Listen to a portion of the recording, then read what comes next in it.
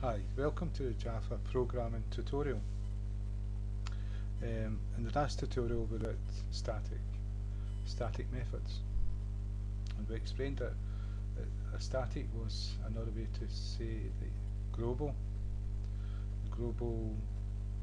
variable in the older languages, and it's static in the sense that you cannot copy it. So we've been looking at objects, and we've got a class which is a prototype. And we make a copy of that. So when we make an object, we're making the instance of it. Every single data member and every single method within that class, a copy of it is made and put into memory.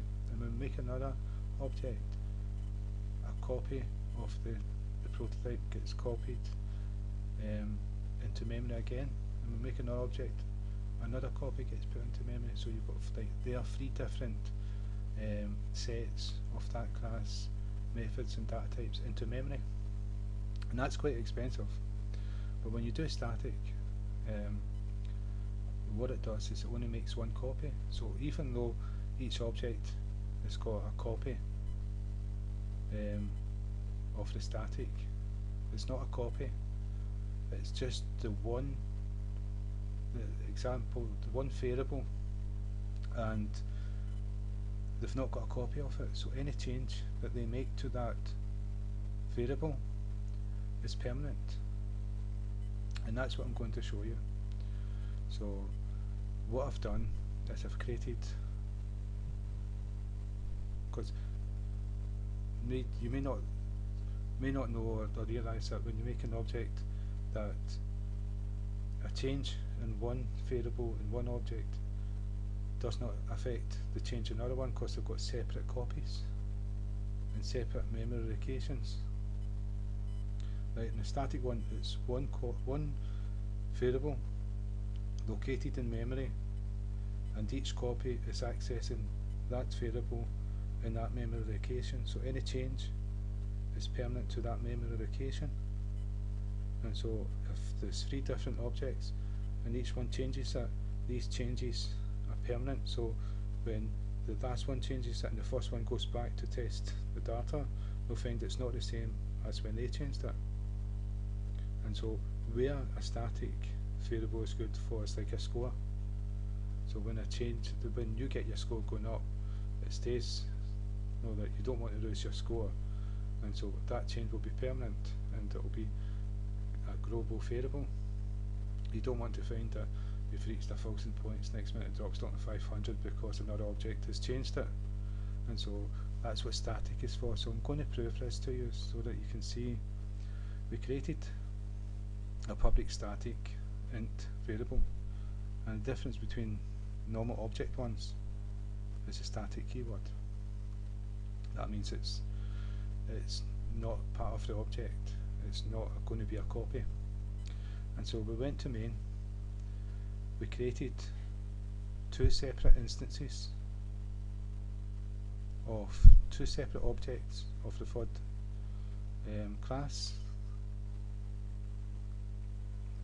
and so each one is a separate copy apart from the static. The static is just both of these objects are accessing the same score. And so to prove it, what I've done is I've added 33 from one copy, and I've added 3 from another copy. And if we go back to the FUD class,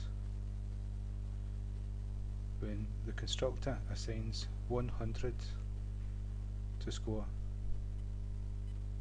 and so it starts at 100, but add 33 so it becomes 133. The other object adds 3 to it so it becomes 136, and we'll access it from outside the class as well, the static way. So if we go back to main, I run the program. So as you can see at the bottom there is 50. That's from previous tutorials. I started at 100, we didn't show that on the screen. We're just showing that we added 33 to 100, and then we added 3 to it.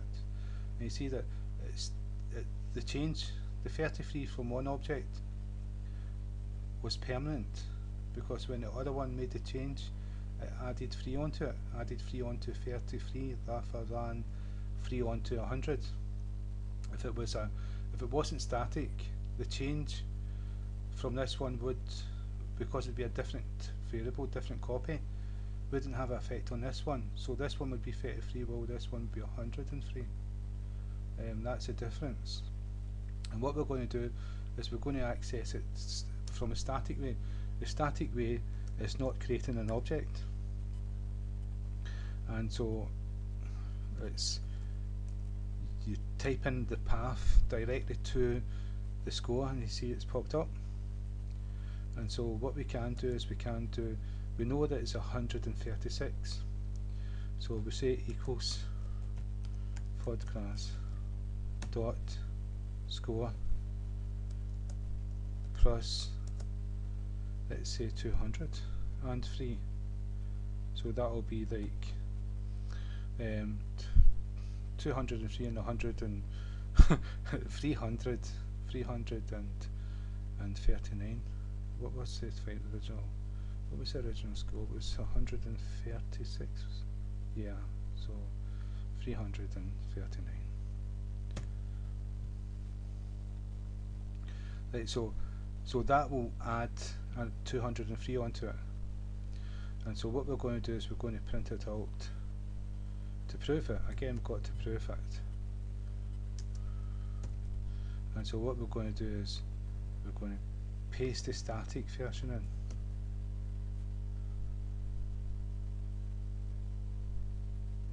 What did I do there? Did I do copy? Yeah. I've done something wrong there. Undo. Yeah. So what I meant to do is just copy this. And we're going to paste this in. And that one's, we've created 2 of these, TC, yeah, well, TC score, TC, and what we should have done is just printed out TC, but it'll be the same. I hope you've noticed what I did wrong there. TC, and I was printing out from this object, but both are going to be the same. So we're going to print out the change in that object, print out the change in that object, and print out the change the static way, and we're going to see that the changes are permanent. It's not different for each object. So right. I got interrupted, I had to stop. So what I was trying to say is that we've made a change, we print this out from this object, made a change with this object, printed it out, made a change the static way, added 203, and we're going to print out the score. And what we're going to see is that each change is permanent for no matter what way we access it, because it's just the one variable for everyone. There's no copies, it's just one, it's static. And the 50 was from previous tutorial, so it started 100, added 33, added 3, so that's 136. Then we added 203, so that made it 339. And so what you can see here is that the changes are permanent. Well, an object variable, if it wasn't static, it's different copies, it's different variables, so they've got the same name, and the changes from one object to another doesn't affect each other, and so that's static. So I hope that's helped, and again, thank you for your time.